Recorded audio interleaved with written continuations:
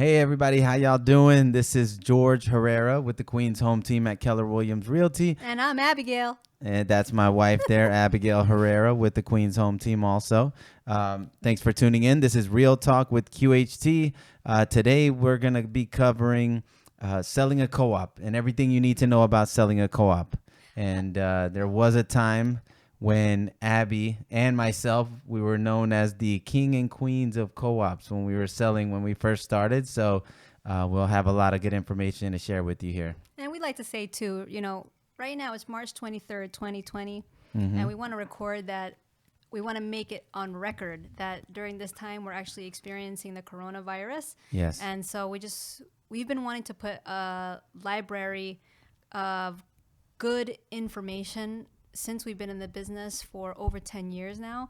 We've been wanting to do this as one of our passion projects to put some good real estate content out there. So we finally have the time to do this because we're at home. Yeah, so we're forced to work from home. So now, since we can't go out and show our properties and go on listing appointments and things like that, we figured, why don't we do what we always wanted to do and create a library of educational, informative videos and podcasts where people can learn more about the home buying and home selling process in Queens. And our hope is that you guys get to learn some tidbits and prepare yourselves better for whenever that time comes that you do buy or sell. And it's really such good information because New York real estate is so different than real estate nationally or even internationally. So there's so much good information we can share with you, whether you are from New York or you're planning to come and move in, or if it's your first time experiencing a real estate transaction. So today's topic, once again, baby, is... So we're talking about co-ops and selling a co-op. So let's jump right in. We're going to go into...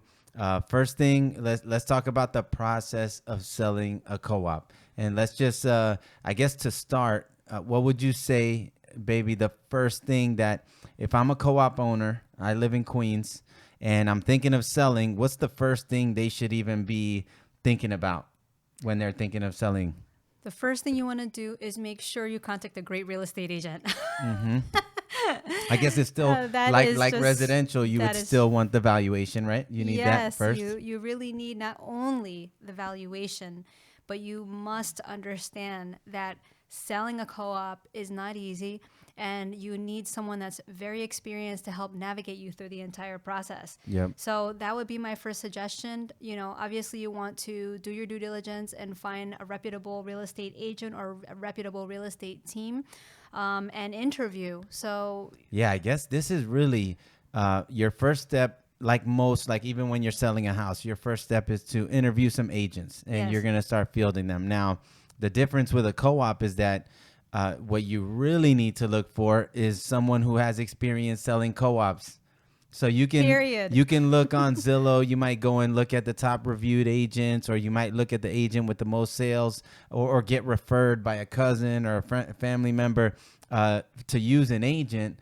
But if they haven't sold a lot of co-ops, you might end up spending a lot of time, because what we've seen, if it's an experienced agent that sold a lot of co-ops, they know how to deal with management companies. They know how to qualify buyers, because it's not the same as buying a house or condo.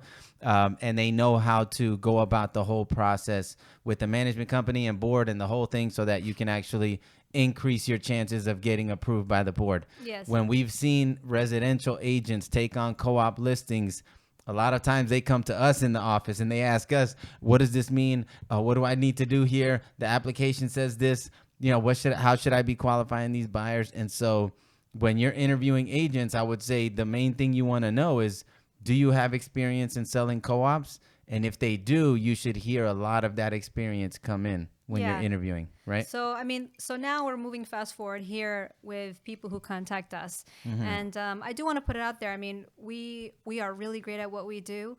And we are always honored when people choose us, but we might not be the right fit for clients. So in the end, you want to make sure that when you're interviewing, you not only have someone that's experienced, but someone that you're going to be comfortable with, because you are going to spend a lot of time with that agent or team. Yep. So you want to make sure that you have a good rapport. You want to make sure you feel comfortable, confident, and that you start off with a great relationship. Yeah. So that's good. So now moving forward, you've interviewed your team and you've hired someone. Now You picked one. You picked one.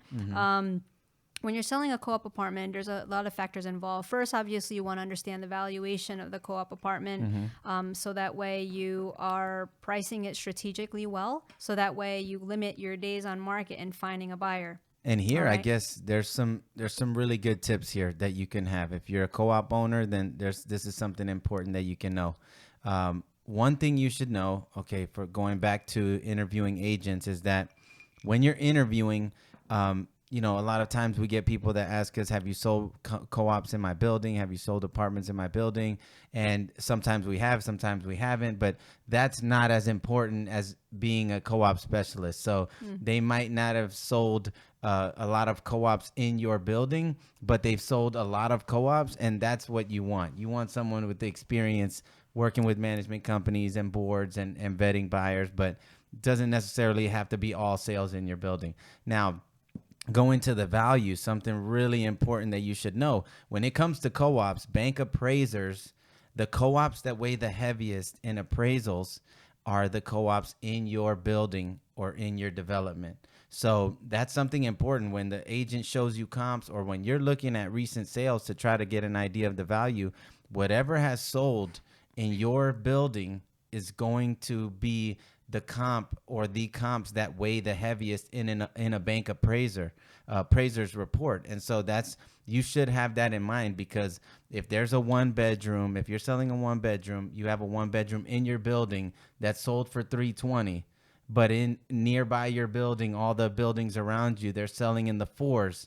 The comp in your building will hurt you in that sense, because the appraiser is going to weigh that one the heaviest because it's in your same building and development. Hurt you So, or help you. Depends on. yeah, or vice versa. Sometimes they're selling around the area in the twos, but there's this one building that's pre-war or has certain amenities. For whatever reason, they sell higher in that building, and the appraiser will take that into account. So if the sales in your building go for more, and there's recent comps in there that go for more, then that will help you in that sense. But that's good to know in terms of value. And right? it's a little bit more easy than George is saying. I mean, there's a lot more involved when you're evaluating and you're analyzing that data. It's not just what's going on in the building, but it's also understanding market trends for the area, absorption rate. Yep. You just really need to know what is going on, not only in your building, but in the neighborhood. So that way, again, you can strategize well in pricing. Now, aside of getting the valuation, it's very important to understand the timeline and process it takes to sell a co-op apartment, because it's very different than selling a condo or residential property. You're dealing with co-op management companies, you're dealing with the co-op board. So in the end, we need to make sure that we're taking the same viewpoint as these people do, which means that in the end, the co-op board has the final say. So agents don't have the final say. Shareholders of co-op apartments don't have final say. In the end, the board has the final say. So you need to make sure that you're doing due diligence up front of taking that same viewpoint of what it is that they're looking for in qualifying a buyer. So what does that mean? That means that these co-op managements and boards are looking at a number of items to qualify a buyer. And there are a lot of items they can be looking But you want to cover the timeline first, or go into the qualifying? Oh, sorry. Yeah, that's right. So let's go. Timeline. Yeah, let's go. Sorry. Jumped a little bit ahead. So let's talk about the timeline. So okay, so you're thinking of selling. You're gonna hit the market. You need to plan, figure out when you're gonna close and when you're gonna move on to your next place. So for a residential house, typically, for our properties, we usually find a buyer within 30 to 60 days, and then you close in another 2 to 3 months, right? But how about for a co-op? What's the difference? So a co-op apartment, you have to analyze how many days on market is typical to find a buyer, depending on the market, right, for the area. So let's say best case scenario, you can find a qualified buyer for that building, 30 to 60 days, the same thing, right? 1 to 2 months.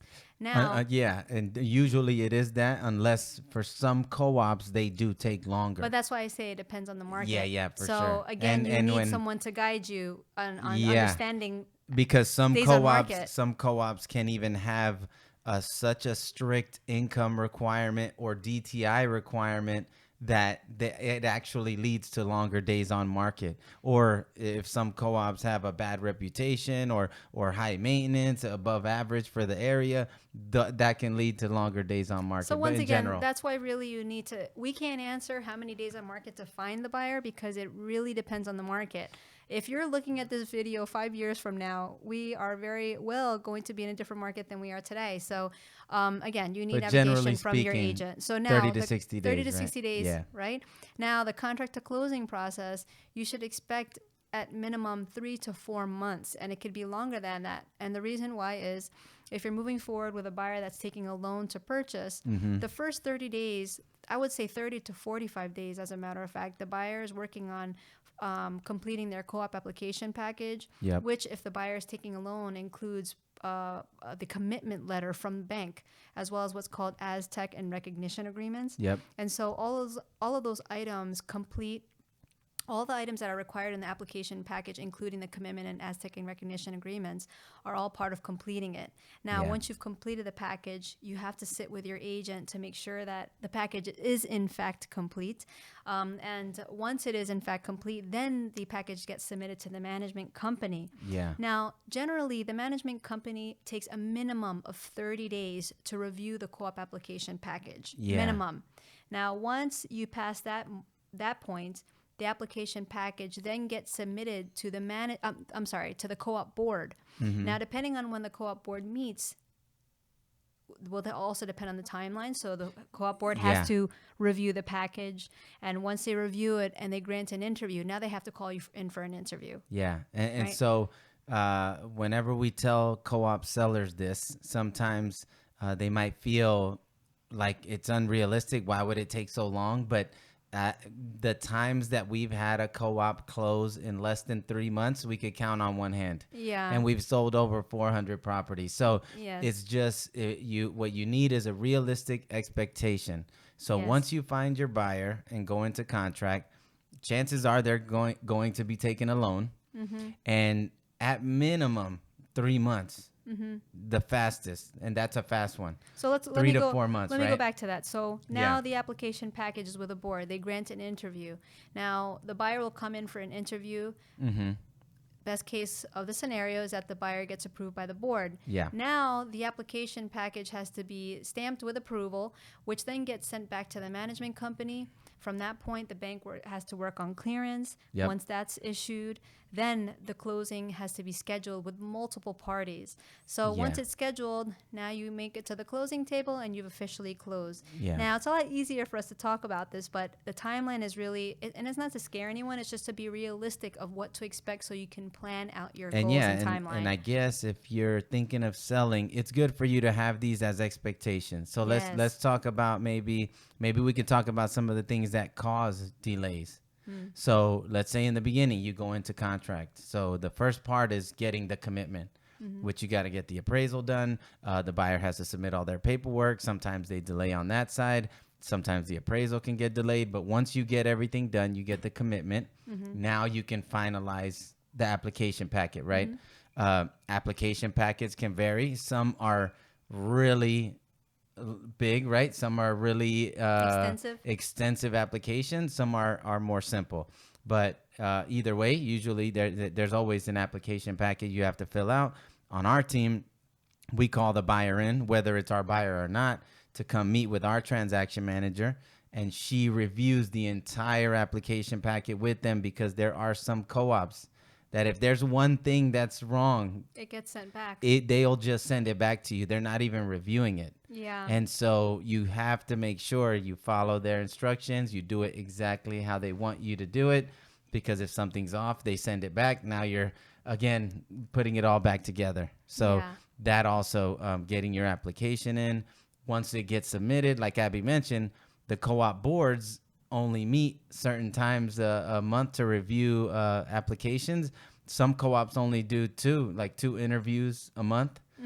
So that all varies. So that can create a delay. And then even when you get down to the closing, scheduling it, you have the buyer's attorney, the seller's attorney, the buyers, the sellers, The co-op attorney. The co-op attorney, the bank attorney. Representative. So there, and we get sellers that they get frustrated once we get sometimes towards the end, because it seems like something that would be so easy. Let's just schedule this closing, but there's so many parties and everyone has to be there. Yeah. So it does sometimes at the end, it can get delayed a week or two just because everybody has to be able to make it. And again, the idea here is we're not here to, cause any panic. The idea here is for us to educate you well, so that way you can plan appropriately, because the best case is that you understand everything up front. You have a good anticipation of timeline. Yeah. So that way you have more ease throughout the process and you have time to prepare for your next plans.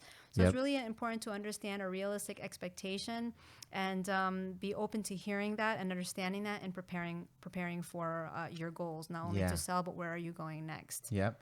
Yeah. So, all right. So let's go into Questions? buying. Anybody has questions out there? Yeah, just chime in there. Wait, Tweet it's us just your questions. Wait, it's just us here. Wait a minute. Where is everybody?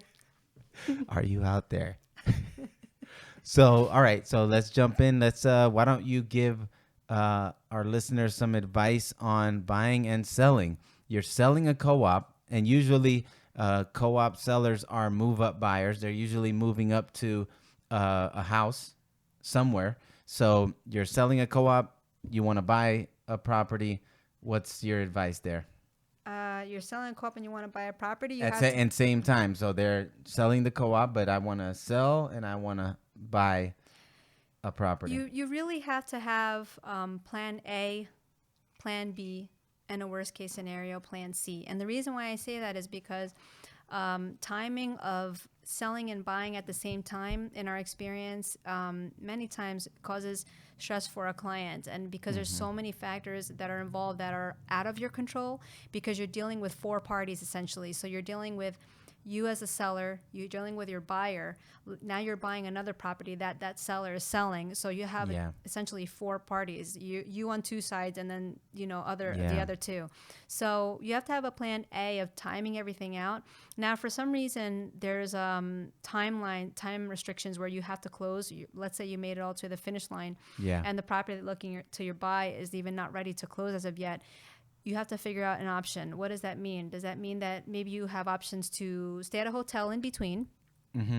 You can search for a short-term rental. Rentals. We have connections also for short-term rentals in these extended stay hotels. Things like that. Yeah. Family members, and for the family members, we give you a lot of credit to just help out families, for a short time period. So that way, while you're in between, you're working on closing out on your purchase. Yeah. So really just have a plan B in case you don't close around the same time. So that way you're not frantic towards the end. Now, when co-op sellers sell a co-op and then buy another property, is it usually a smooth process?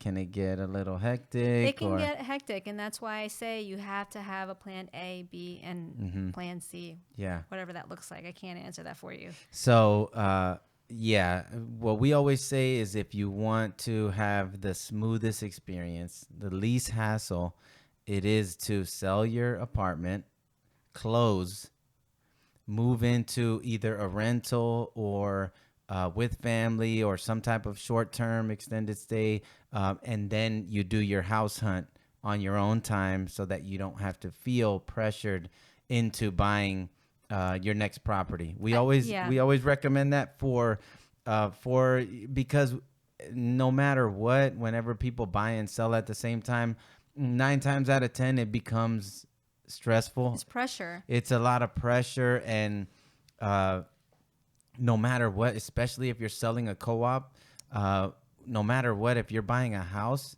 and it's contingent on the sale of your co-op is going to take a lot longer than that house. That house will be ready to close and you won't be ready to close.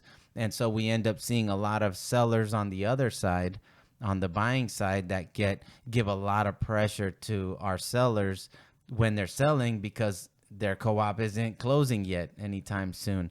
And so it can get complicated if let's say you're looking out of state and you're looking to buy a property and you're selling your co-op. It's contingent on the sale of your co-op. And when you're looking at properties, most likely they'll be able to close much quicker but you have to make sure when you're buying to get a realistic closing date and let them know you're selling a co-op and how long you expect it will take to close, so that they don't start pressuring you when you're not able to meet the closing date. And that's the biggest thing, is that you don't want to feel pressured to Yeah. buy a property. I mean, who wants to buy like that? No one likes to be pushed Yeah, into we buying wouldn't. something. We wouldn't do that. Yeah. So, again, the idea is like you want to minimize your stresses, because buying and selling property is not that easy. It's so a big deal. it's a big deal. It's a big investment. It's a big sale. And so you want to make sure that you're limiting your stresses. So that's a good thing to bring up. Yeah. So I would definitely say that, the easiest way is to sell and then go find your property. I think if it was us, we would probably just rent, because that way you can test out the new area you're looking at. Also, if you have to do it, you have to do it. Just know that when it gets down to it, closer towards the end, just be prepared that it's not going to be a smooth experience. You might as well prepare yourself for something that gets a little bit chaotic, because you're going to have your buyers and you're going to have yourself that you want to sell, and then you have your buy side and those sellers who want to close, and most likely the timelines won't match, and so it ends up getting a little bit stressful. But just be prepared for it, and once you're in there, you can enjoy your new home. But yeah, that's all. Like, one last point is that it only becomes stressful when you don't have a realistic expectation in the beginning. That's it. That's what creates stress. 100%. Listen, it's not a bad thing if you need to buy and sell at the same time. However, always have your plan A, B, and C. And if it comes down to it where you just haven't found that next property yet, you're already in contract, almost ready to close. Don't force the buy. Yeah, don't force the purchase. You have options to do short-term rentals, long-term rentals, family members if they're willing to take you. Yeah, for sure. Keep your options open, so that way you're not forced into a situation that doesn't make sense for you. For sure. All right. So now, before we go, we'll wrap this up soon. But before we go into that, why don't you tell us how you qualify a co-op buyer? So a buyer makes an offer. You negotiate the offer. Seller accepts the offer. What are you asking for, and how are you qualifying this co-op buyer? So qualifying the buyer will depend on what the co-op is actually looking for. So whenever we put clients' properties on the market, we always contact the management company to go through a questionnaire with them to understand what they are looking for in terms of qualifications. Now, the management company won't necessarily have everything, and this is where it comes down to the experience of an agent that has actually had a lot of experience in sales of co-op apartments, because there's also unsaid information that you only can know if you had experience selling co-op apartments. But generally, what we do collect from buyers is past 2-year tax returns, past 2-year W-2 to make sure it matches up, proof of funds towards the down payment, including proof to show how much funds you have available after the purchase, length of history of employment, who is living in the apartment. If it's a 1-bedroom apartment, you really are only allowed to have 2 people. And again, this is based on what the co-op is looking for. I have to make that very clear. Every co-op is based different. on what the co-op is looking for. This is not the decision of the real estate agent. They're just qualifying based on that viewpoint. Yeah, but our rule of thumb, if you just needed like a rule of thumb, we ask for the first 2 pages of their last 2 years tax returns, because we want to see their adjusted gross income, which means how much are you reporting. So if they're self-employed or taxi driver, Uber driver, anything like that, we want to see how much are you reporting after all your write-offs. So adjusted gross income. We ask for last 2 years W-2s or 1099s. See if that matches up with the tax returns. Yeah, see if it matches up. We also want to see if the employer is the same for the last 2 years. That's where you see who were they working for the last 2 years. Because co-op boards like to see length of employment with the same company. Rule of thumb, 2 years, at least 2 years with Sometimes the same 1. company. Sometimes 1. Some co-ops will allow 1, but 2 is safe. So we look for last 2 years W-2s. First page of last 2 years tax returns, first 2 pages. We ask for last month pay stubs so that you can verify what their income is right now. Most co-ops don't account for overtime, commissions, bonuses, and so you want to get an idea of their base pay. Yes. So what is your base income without any commission, overtime, or bonuses?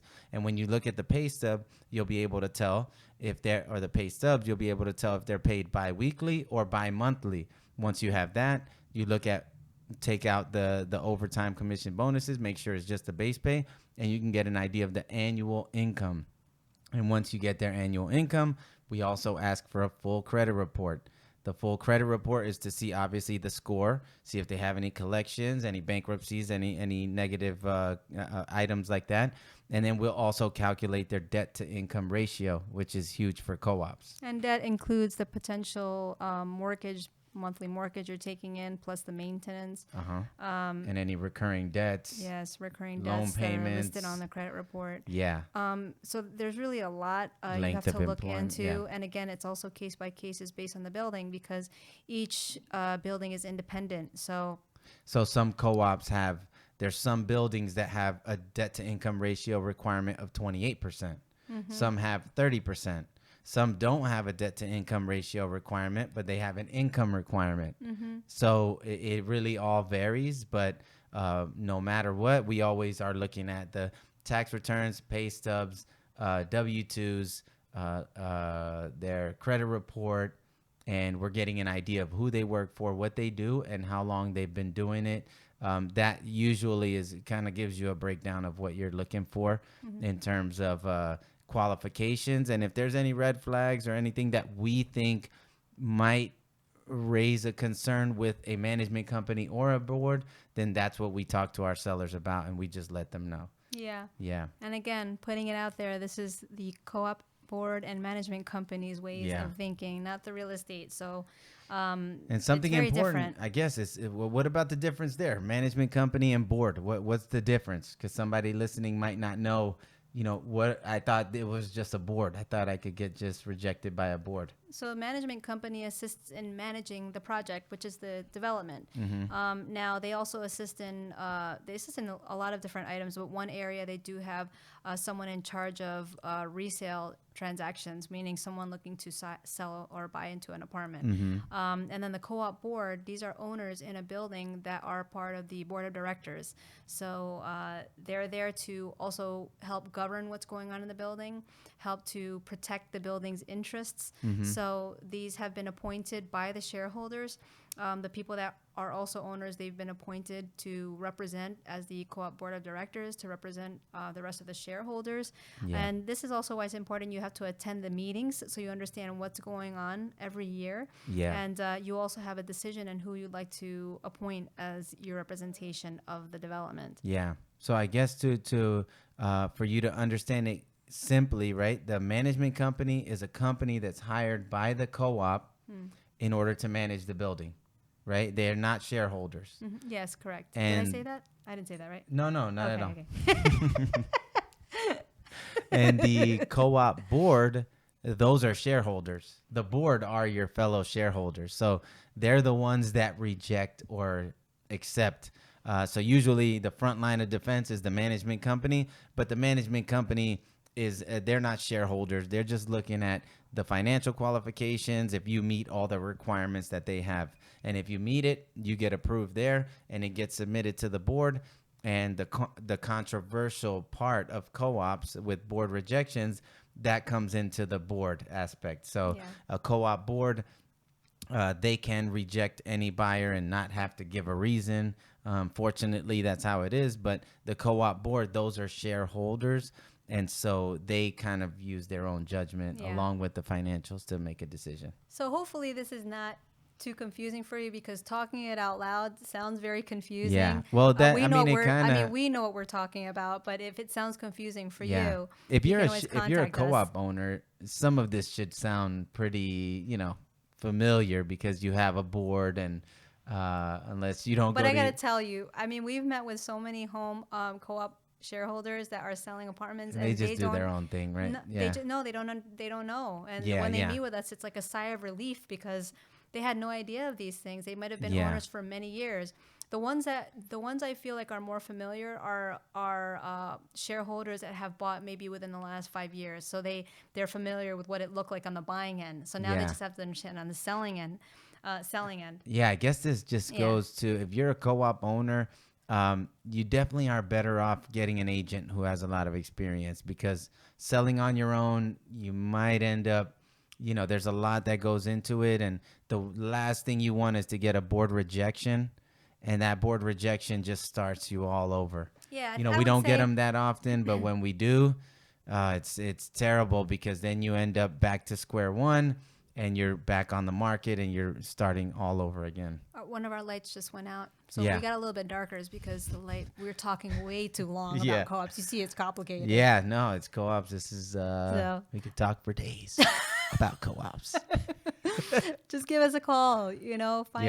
find us online. You can Google Queens Home Team. I think that's a Find lot us. of, inspections aren't really done on co-ops in Queens. So Yeah. that's something to know. And every co-op is different. Yeah. And If you need help, what else? Holla. Co-ops are, what else? I think that we pretty think much that's covered it. a lot of it. Yeah, that's a lot. Yeah. Just if you guys want to get a copy of the spreadsheet that we use when we qualify buyers. So all the documents we ask, we just plug in all the numbers, and it kind of helps us qualify.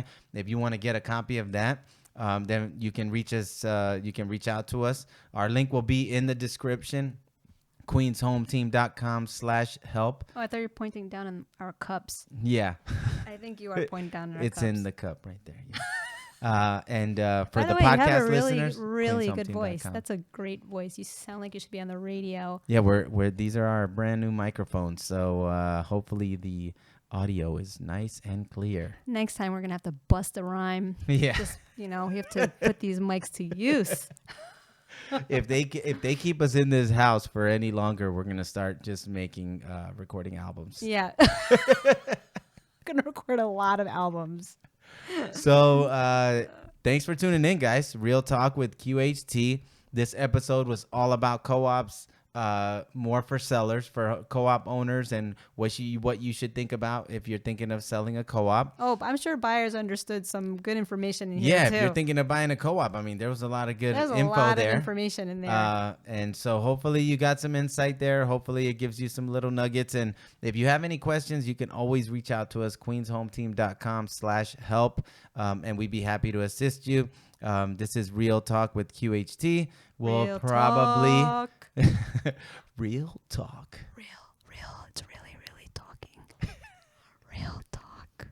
And we're probably going to be putting out a lot more podcasts and videos. Are we gonna make another one after this Well, one? because it's this COVID-19 really has us Hanging out in our house. Just yeah, hanging we're out with the we're rest trying of to be you. productive, y'all. We're trying to be productive. Yeah. No. I mean, this is pretty insightful, wouldn't you say? Yeah, definitely. I'm learning something a lot. Yeah. You know. So thanks for tuning in, everybody, and until next time, what's going to be our catchphrase here when we sign off?